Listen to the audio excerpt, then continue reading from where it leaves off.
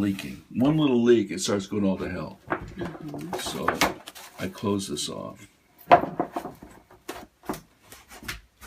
And this is going to rake the gravity this way. So this is the particularly, this area right here is particularly the vulnerable part for leakage. I'm working to not just create a form, but I got to make sure that I don't have a leak because it just becomes disastrous.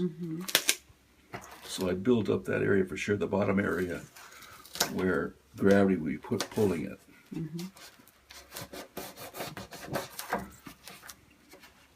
Less glary. Okay, that's my mixture, 2 pigments. That's my mixture. And then, I was saying before, I'm going to use these polyester jewels, and that's what's up here, right? So I'm going to do a yellow, so I'm going to be subtle here. I'm going to have a polyester jewels, and I'm going to use this thing called chartreuse. That's the color. I like it a lot, and they've run out of it, and they're trying to get some more of it for me, because I like this better than gold, because it reads as gold, but it's hotter, it's more vibrant. And then I'm going to put some kind of organic material in there, and this time it will be shells. I'll get some really small shells. And I'm going to put in some sequins. Oh, here it is, perfect. Put these in. I don't know what the hell this is.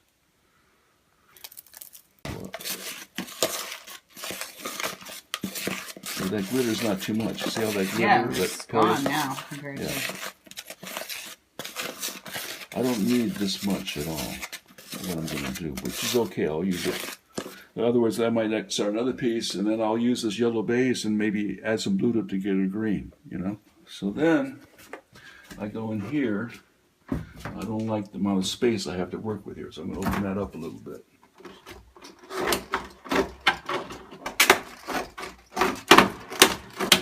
This, I cut that off because it doesn't interrupt with the form, and it gives me more room to work with. So now here's the flattest area. Right. Where is it? Where is the flattest area? Okay, see this? I'm being serious. I didn't have a flat enough area in one spot because I didn't see it that well. Right. So I got to make that, right? So I do that again with the tape. I don't want a curved area because the resin's will go all the way through it. I won't get an island. You'll see what I mean by the island.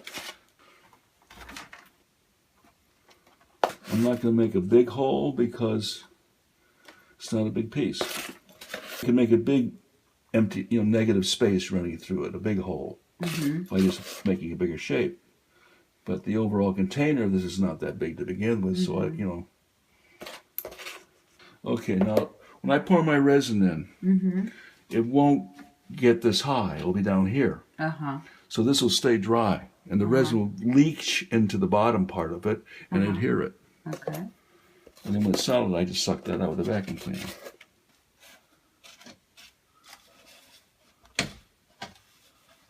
Because wherever that plaster is left, it's going to be opaque. So I want some transparency, right? Or some translucency.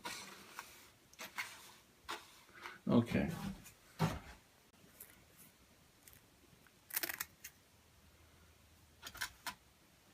Okay, those are going to give me lines besides that color. Which I'm sure every 7-year-old kid wants to do too. So I make them into shapes. It's kind of like drawing, right? I want a certain, and I don't want to look just like a twister completely, so I make it into a shape. And I lay them down. And I can get a whole vocabulary here. In other words, this is like drawing, right? I can get shapes that are, similar or contrasting or whatever I want. I like these shells because they're very reflective to light, and they're not strong, so I can break them up with my hands, which I do. And then there's 2 sides, right? And I like this side better. It seems to react to the light more than this side. It's not a disaster, but I try to place them so that, because what I'm building here, this is the back side of it. It's the other side you're going to see. So I take these and I break them up.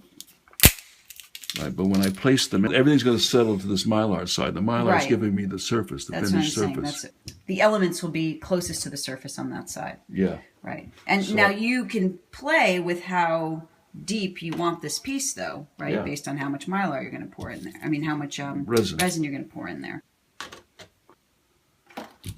This is also giving me not only a reflective surface in these shapes that are going to be in there, it also gives me color, right? So I'm adding white to it also, right? Just by the nature of these material, the color of these shells. Yeah, because they're too strong.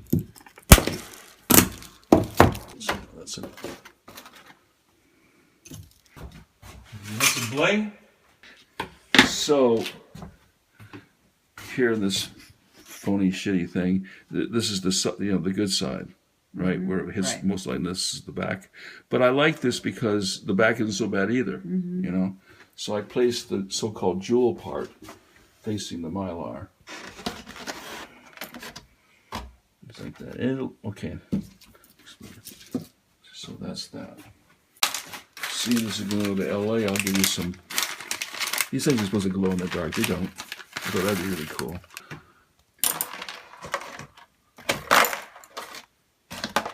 Okay, that's enough. See, I'll choose these, it's like pigment, And I want a little black in there. Not a lot, just a little bit, just to contrast that pastel shit.